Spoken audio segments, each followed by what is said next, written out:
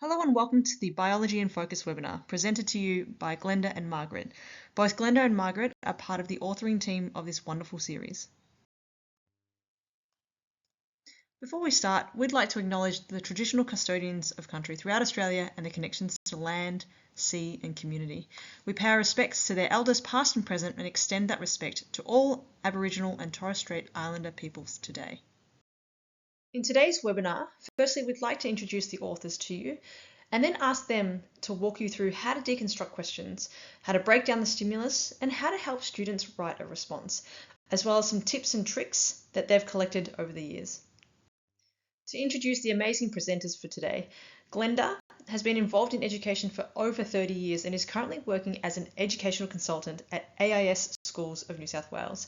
Margaret has also had over 30 years of experience in education and has also been a senior marker for the NESA biology exams.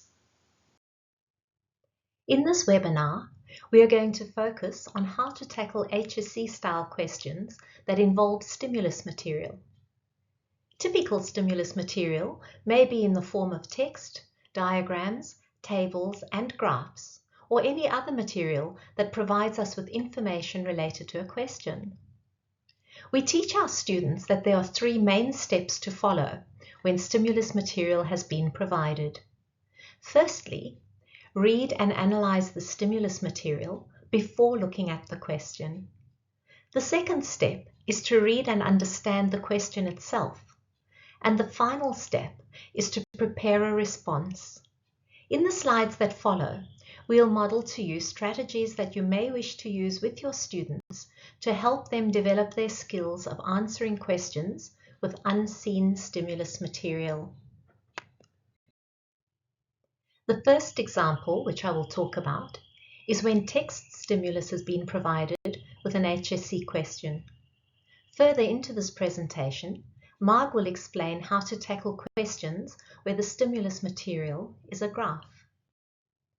We teach our students to first read the stimulus material before looking at the question. This is difficult to do, and I usually recommend that they place their hand over the question to reduce the temptation to read it first. There are sometimes several parts to the stimulus material, as can be seen here. There's an introductory statement, followed by detail in a text box. Only once students have read, analyzed, and understood the stimulus material do they read the question. This is to avoid any bias about what is more important while they are reading the stimulus text. If we already know the question, we are likely to start looking for certain information as we read and discount other information.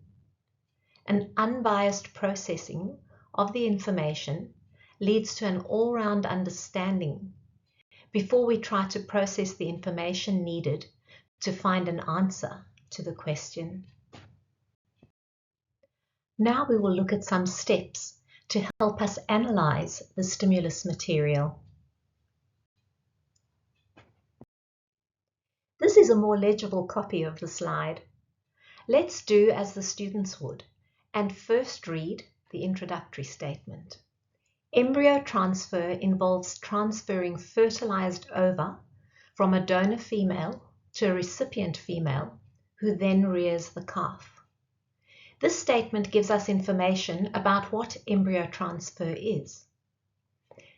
We then look at the detail in the stimulus material and find the link between the introductory statement and the detail. The introductory statement tells us what embryo transfer is. The detailed information outlines processes of embryo transfer in cattle. The introductory statement is important as we need to know what embryo transfer is in general before we try to understand the detailed process. The process is outlined in bullet points. Encourage students to read and visualize each stage, or even draw simple diagrams or a flowchart of keywords to help them understand the process, as shown in the next slide. The flowchart that students create may read hormone injections, followed by artificial insemination, which we will refer to as AI, embryo recovery, sorting and selection. You'll note that two options are given for embryo storage, fresh or frozen. And the last step describes embryo transfer to a recipient cow. You'll also note that timings are given. 6 to 8 days is when embryo recovery occurs, and pregnancy is determined after 1 to 3 months. Once students have analyzed the stimulus material, it is time to read the question. We see that there are two parts to this question. Part A helps students to process and record their understanding of what artificial insemination in cattle is, relying on prior knowledge and understanding from their studies. This then leads into Part B, where students are required to look at both AI and embryo transfer and discuss the advantages of ET over AI.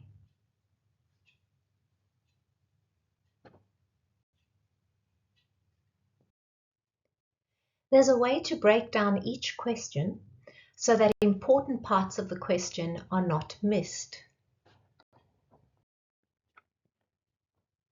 As we have noted, the question is in two parts, A and B. The response for each will need to be constructed in relation to the verb. Part A asks us to describe the process of artificial insemination. If we look back at the stimulus material, there's not much information there to help us answer this part of the question. Students need to rely on memory and their understanding of what AI is, recalling this from what they have studied during this section of the work. The stimulus gives only one hint, that AI is part of the ET process and is performed on the donor cow. When students read Part B of the question, they'll find they need to refer back to the stimulus material to answer it. There is also some further information given before question B, that both AI and embryo transfer are reproductive technologies. Students are then asked to discuss the advantages of one reproductive technology, embryo transfer, over using the other, artificial insemination, on its own. We continue to focus on the verbs, since the verb tells us how to answer the question. The examples of verbs here are describe and discuss. According to the Nessa glossary, the verb describe tells us we need to provide characteristics and features of something. For example, the characteristics or features of artificial insemination. The verb discuss is one that is commonly used in HSC questions. The first thing to point out to students about the verb discuss is that it is not only about identifying issues, but also about providing points for and against. This makes sense in the case of the question posed, where students are asked to discuss the advantages of one reproductive technology over another. Of course, there are other important parts of a question besides the verb. Let's look at how we can break down or deconstruct a question. We look for three parts. We have already mentioned the importance of the verb. Most of us know the verb precedes the core or content of the question. There is, however, also a third part of a question, what I term the limiting clause or phrase, the bit that tells students how much or little to write or where the focus of their answer should be. Let's look at part A of the question. Describe is the verb. What do we describe? The process of artificial insemination. And what is the focus of this question? It is about the process, not anything else.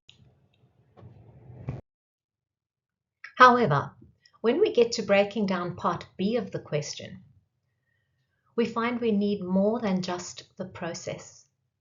Let's analyze part B. The verb is discuss, and when we look at what we will discuss, it's both AI and ET. But we need to provide advantages of ET over AI. So we highlight the core of the question. We then say to our students that they need to reread the question and highlight any limiting phrases, any bits that tell them how much or little to write, or where the focus should be. In this question, students need to explain the advantages of using embryo transfer and discuss why this is better than using AI alone. Students will need to revisit the stimulus material to plan their answer this time. They will also need to refer to their answer to Part A, the process of artificial insemination, in their planning. So how can we help our students to write a response? To prepare a response, students should create a summary plan of what they will write. This may include how they will present the information, such as using diagrams, a table, or bullet points. In the planning of a response, students will firstly need to compare the processes of AI and ET. This comparison could be done in the form of a brief table. They then identify the benefits of ET and the corresponding disadvantages of AI. Since the word advantages used in this question is plural, students will need to identify at least 2 advantages. Another thing to note is that there is a hierarchy of verbs. To answer a discuss question, students firstly need to identify and perhaps describe the benefits and explain why they are advantageous. To fully apply the discuss verb, students will provide pros or points for using ET and cons or points against using AI only. Encourage students to do their planning on the exam paper, as everything students write on the paper is marked.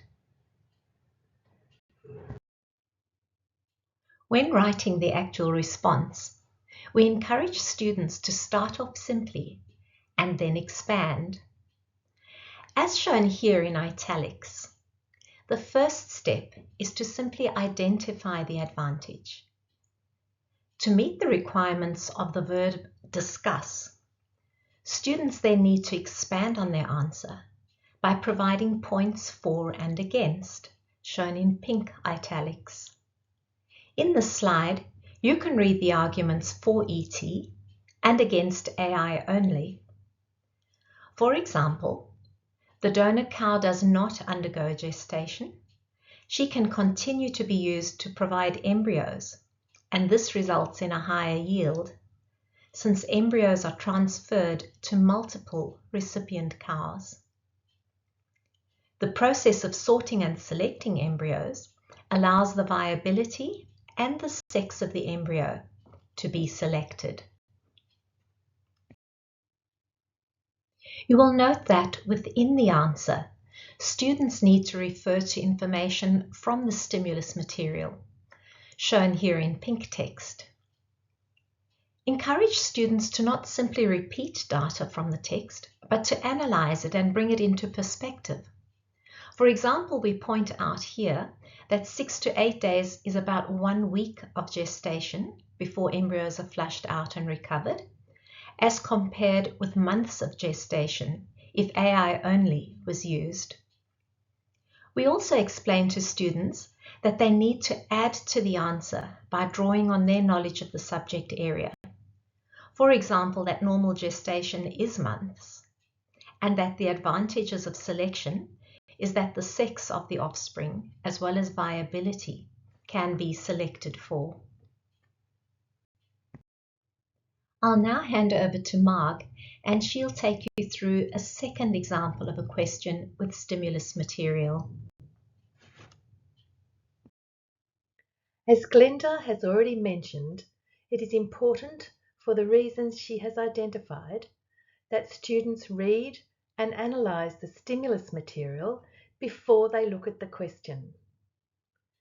This question again has a lot of text in the stimulus and also a graph. Students should be encouraged to carefully read the text as a starting point, identifying that it is describing the methodology of an epidemiological study. The graph should then be studied, noting the heading, the label on the axes, the scales, and the shape of the lines on the graph. This is required for a different part of the question, but it is important to analyse it when initially seeing the stimulus.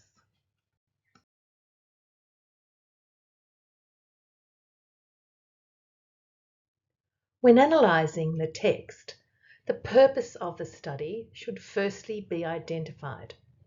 Students could highlight the important parts of that: the effects of oral contraceptive use on the development of endometrial cancer, the different components of the methodology of the study should then be identified. Students need to think about the requirements of an epidemiological study. They then need to look at each component of the study provided in the stimulus and highlight or underline the important points that would relate to the requirements of an epidemiological study.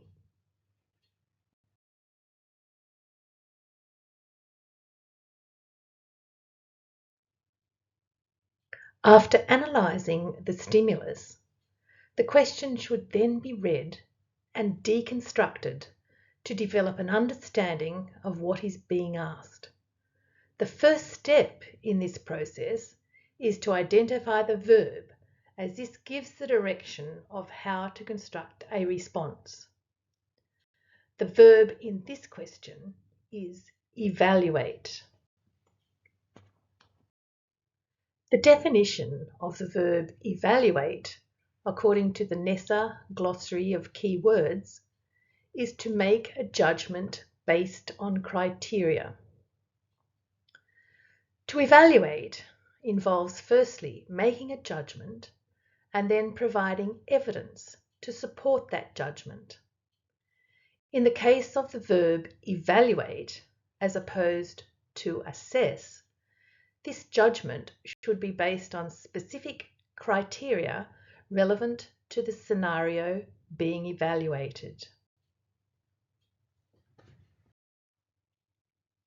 To further break down this question, to understand what is being asked, students need to identify the three parts of the question as indicated: the verb, the content, and the limiting clause or phrase.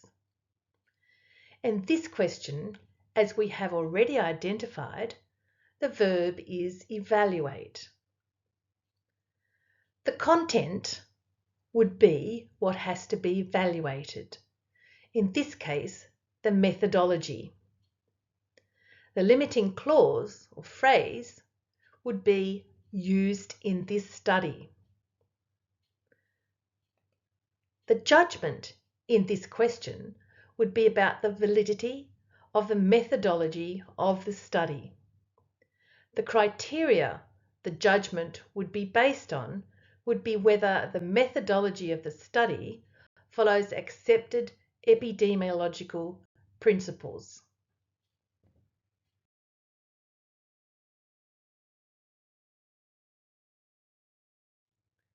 After deconstruction of the stimulus and the question, it's now time to prepare the response. The verb present in the question dictates the way the response is constructed and written, taking into account the content that needs to be included and the limiting clause. It's a good idea in higher mark questions to write a summary plan for the response above the answer space. This will assist in constructing a logical response with all points covered. Also, markers have to mark everything on the page. Marks may be given for this summary. Often, students look at a question and have no idea how to start. So it's a good idea to tell them to start off simply. In questions where biological terms are included, it's a great idea to define the terms and then expand on this. Where there is stimulus material supplied, this should be constantly referred to in the response. Engage with every component in a stimulus and refer to it in response to support arguments or conclusions. Whenever any epidemiological study has to be evaluated, each of the components of the study needs to be analysed for its methodology. Each of the components should be addressed in the response as to whether it adds to the validity or not, and why. This then leads to the overall judgment made. In longer questions such as this, before starting to write a response, a summary plan should be developed. To do this, each component of the study needs to be analysed to determine whether it follows accepted epidemiological principles, and therefore whether it adds to or detracts from the validity of the study. Comments about each component, re methodology and validity, should be summarised next to the stimulus material as a summary. This will guide what needs to be included in the response. This summary has the advantage also that if some aspects are not included in the final response, the markers may find some parts of the summary that they can award marks to. After analysing all components of the study, a decision should be made about the overall validity of the methodology of this study. Start the response simply with a judgment about the validity of the study. The methodology of this epidemiological study is valid as it follows accepted epidemiological principles. This makes it clear to the markers that a judgment has been made. Too often, an evaluate or assess question is answered with all of the support required, but no clear judgment. A lack of a clear judgment in the response will drastically drop the available marks to be awarded. After the judgment about the validity of the methodology has been addressed, the response should then continue with support for the judgment. The judgment could also be included at the end of the response after the support has been presented. A statement of the validity of the methodology and a reason is enough here for a simple opening sentence of the response. Students should now expand upon the simple opening sentence. This is done by providing support for the overall judgment presented. Each component of a study should be addressed with an explanation of how it follows epidemiological principles and how it contributes to the validity of the methodology of the study. Component 1 is shown here as increasing the participants and reducing selection bias. It also used published and unpublished studies, which reduces any bias that using only published studies would have introduced. Component 2 should then be addressed in the same manner. Referring to the stimulus, and including values from the stimulus in the response is important. You'll see this on the slide in pink. Reference to the large sample size and how it adds to the validity of the methodology should be included here. I'll leave you to read this paragraph of the response.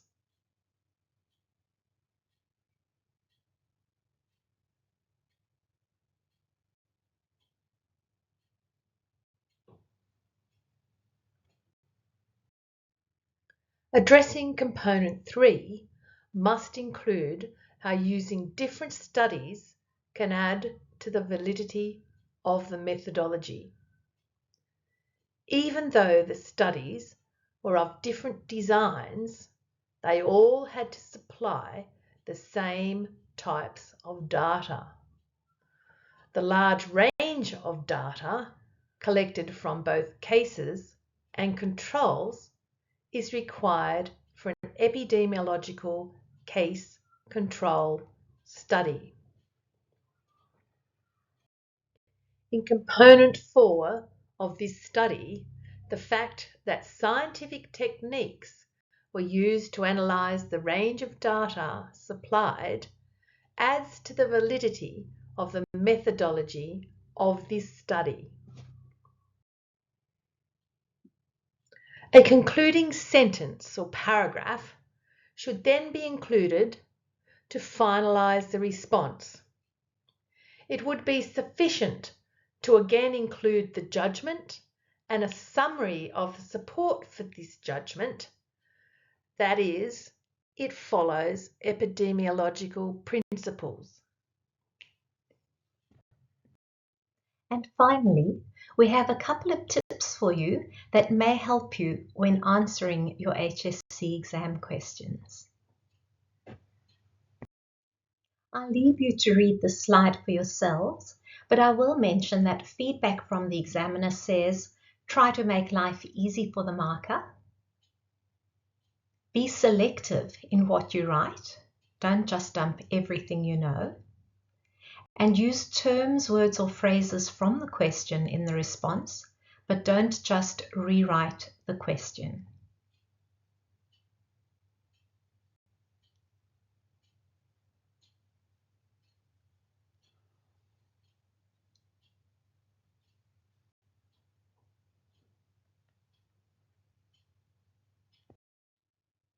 Further tips, including some we have mentioned, include reading the stimulus material before you read the question. Always answer the question in relation to the verb. Try to use biological terms to show your markers your knowledge. And in an analyze question, your analysis of the data, rather than just repeating the raw scores, the quantitative data, will help. Never leave a blank space.